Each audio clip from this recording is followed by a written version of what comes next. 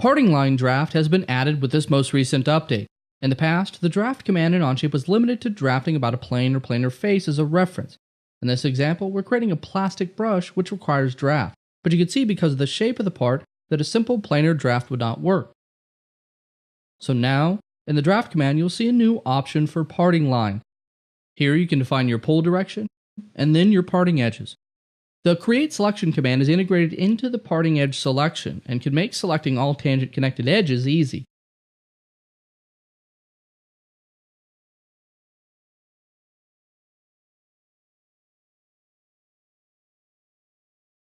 One final thing to mention about parting line draft, you can even draft in multiple directions with the symmetric and two-sided options.